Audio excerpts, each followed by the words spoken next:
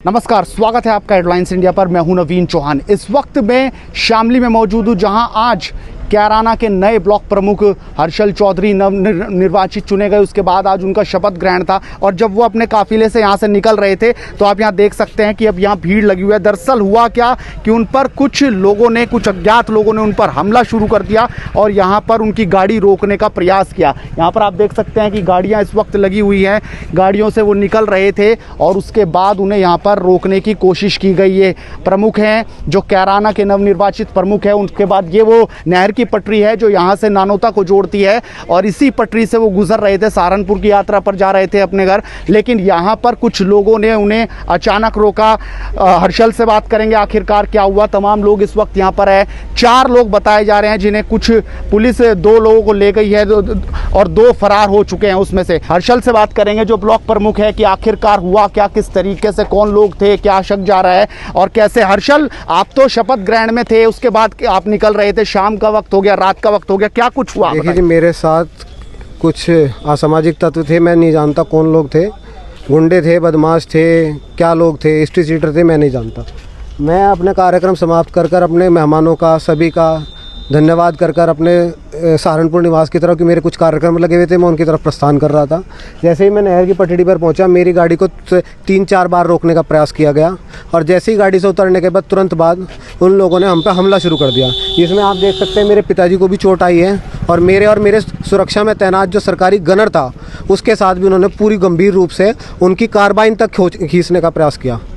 और मैं यही देखना चाहता हूँ कि क्या अभी भी कानून अपना काम करेगा?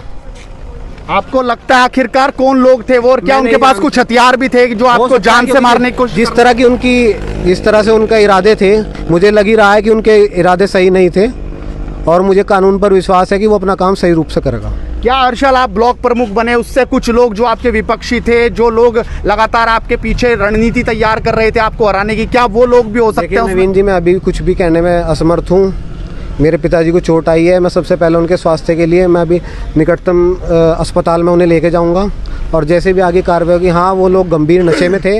कुछ पुलिस भी है, जो गार्ड थे वो भी हैं। कि आखिरकार क्या हुआ होगा? ये पिताजी हैं राजेंद्र चौधरी जी। राजेंद्र जी, किस तरीके से क्या कुछ हुआ अचानक आपके? मैं देख पा रहा हूँ गाल पे, यहाँ पे आप देख सकते हैं कि किस तरीके से हमला हुआ, इनके गाल पर भी चोट है। क्या कुछ हुआ, थोड़ा बताइए।